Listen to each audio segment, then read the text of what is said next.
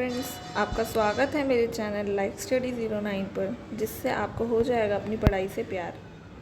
चलिए शुरू करते हैं आज का नया टॉपिक, जो है जॉन शॉर 1793 से 98 तक, जो लॉर्ड कॉर्नवालिस के बाद आए थे।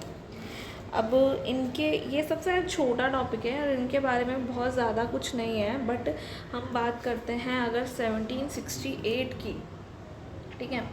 तो इस टाइम पे वो ईस्ट इंडिया कंपनी में एक क्लर्क के तौर पे भारत आए थे। फिर जब वॉरेन हेस्टिंग का काल आया था ना, तब जॉन शॉर जो थे वहाँ के राजनीतिक जो राजस्व सलाहकार थे, राजस्व सलाहकार थे। इसीलिए 1786 से 90s तक का टाइम पे जितना भी राजस्व प्रशासन में सुधार हुआ है, उसका श्रेय भी जॉन शॉर को जाता है। और जॉन शॉर की खास बात जो थी वो ये थी कि वो जो है फ़ारसी भी आती थी, उन्हें बंगला भी आती थी, इवन जो इंडियन कल्चर है उससे भी उनको बहुत प्यार था, और इवन यहाँ तक कि एक भारतीय महिला से विवाह भी किया था, ठीक है। और ये जो थे, इन्होंने जो है सर विलियम जोन्स जो थे उनकी आत्मकथा भी लिखी, memories of Sir William Jones, ठीक है। और हमने जो है पिट्स इंडियन एक्ट में पढ़ा था, अहस्तक्षेप की नीति को अपनाने की बात की गई थी, ठीक है, कि भाई आपको जो है इंटरनल अफेयर्स में एंटर नहीं करना है, ठीक है। तो इन्होंने इसको बखूबी निभाया, पर एक अपवाद निकला जो था अवध, ठीक है।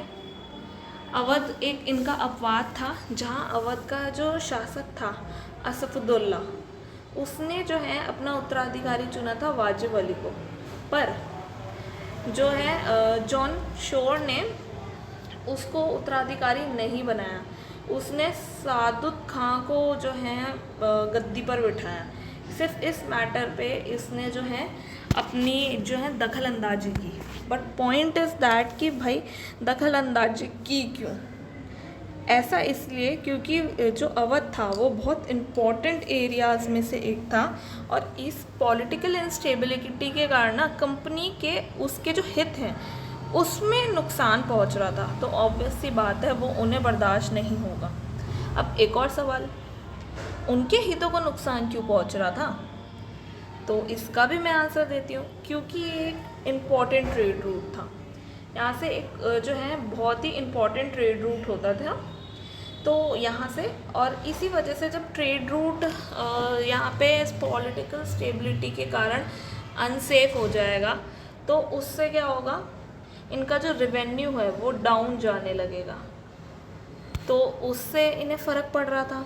और दूसरा ये कि वो चाहते थे एक मतलब जो इंस्टेबिलिटी के कारण जितने भी प्रभावशाली व्यक्ति हैं वो कंपनी के खिलाफ जो है विद्रोह कर सकते हैं, तो इसी वजह से पॉलिटिकल स्टेबिलिटी देना ज़रूरी था। और पॉइंट ये है कि भाई अगर पॉलिटिकल स्टेबिलिटी की बात है तो वाजिब अली को ही बनने देते, क्या जा रहा था? पर शहादत खां को ही क्यों चूज़ किया? चूज़ इसीलिए किया क्योंकि गवर्नमेंट ही जो है, ये गवर्नमेंट जो थी ये उन्हीं लोगों को चूज़ करती थी जो उन्हें बेनिफिट्स दे सके। जिनसे उन्हें खतरा लगता था वो उनको जो है शासन करने ही नहीं देती थी। इसी वजह से इस चीज़ के लिए एंट्री की थी जॉन शॉर ने। अदरवाइज़ उसने हमेशा हस्तक्षेप की नीति को अपनाए रखा, पर क्योंकि ये हस्तक्षेप की नीति पूरी तरह से अपना के रखी, सिर्फ एक केस को छोड़ के 1798 में कंपनी ने ही इन्हें वापस बुला लिया कि अब भाई तुम आ जाओ, तुम्हारा कुछ ज़्यादा ही अच्छे से चल रहा है, इतना अच्छे से नहीं चलना, हमको हमारे बेनिफिट्स चाहिए वो मिले, ठीक है। अब कुछ और फैक्ट्स हैं। अब हम जो है जो चार्टर एक्ट है 1793 का, वो इनके टाइम पीरियड पे आया, जो कि हमारा अब नेक्स्ट टॉपिक होने वाला है, हम उसके बारे में पढ़ने वाले हैं।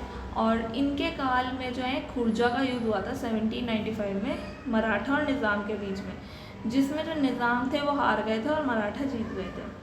और एक अहमद शाह अब्दाली हैं, उनके पोते जमान शाह, उन्होंने इनके टाइम पे अटैक करके जो है युद्ध किया था। ये कुछ फैक्ट्स हैं जो आपको याद रखने चाहिए।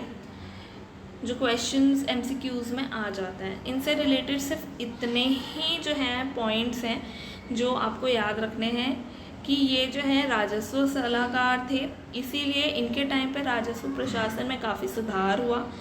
ये भारतीय लैंग्वेजेस कल्चर्स उनको अडॉप्ट करे हुए थे। इवन इनकी एक इंडियन जो है विमेन से मैरिज भी हुई थी। और ये जो है हस्तक्षेप की नीति अपनाते थे सिर्फ अवध को छोड़ के। और खुर्जा का युद्ध हुआ इनके टाइम पे और जमान शाह ने अटैक किया था। और सबसे इम्पॉर्टेंट पॉइंट जो है वो यही है 1793 का charter act. Okay, I hope आपको ये वीडियो अच्छी लगी होगी। Thank you for watching. अगर आपको ये वीडियो पसंद आए तो प्लीज़ लाइक, शेयर और सब्सक्राइब करें और नए अपडेट्स के लिए बेल आइकन को ज़रूर दबाएं। कमेंट्स में अपने फीडबैक, डाउट्स और सजेशन ज़रूर शेयर करें, जो कि मेरे लिए काफ़ी वैल्यूएबल है। मिलते हैं नेक्स्ट वीडियो में, तब तक के लिए गुड बाय।